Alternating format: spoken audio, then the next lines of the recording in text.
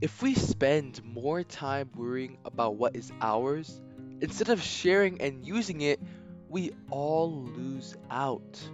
Focusing on the little things may seem important, but never forget what's actually important: relationships, family, and obviously having fun. Once, there were two brothers who were great friends and always played together.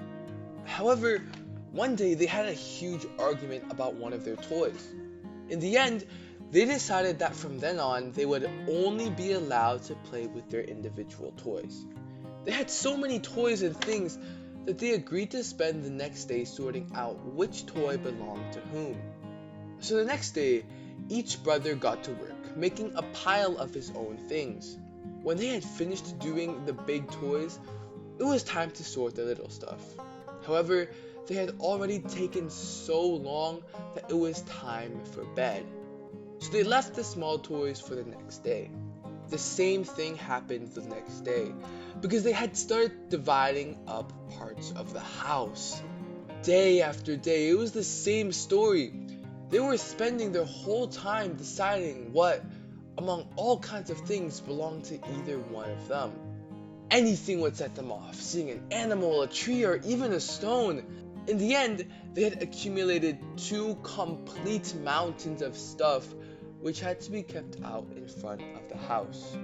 As years passed, nothing changed. Every morning they would meet up to argue about which things belonged to whom.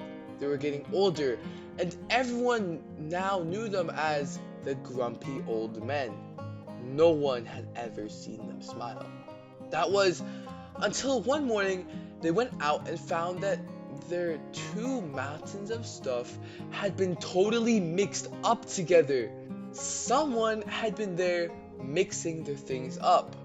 After all that time and effort they had spent to separate everything. Furious, the brothers tried to find who had done it. Soon, they found a pair of children playing on the other side of the mountains of stuff.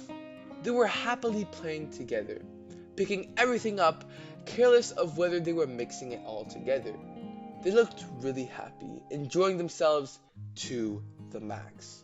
Seeing the children so happy, the two grumpy old brothers realized how foolish they had been for so many years. They had given up playing with anything, instead spending their whole lives arguing over what was theirs to play with. How sad they felt for spending their lives in anger. At the same time though, they were happy to have finally realized their foolishness. They spent that day and the rest of their lives playing together, with those two children, mixing everything up and sharing it all.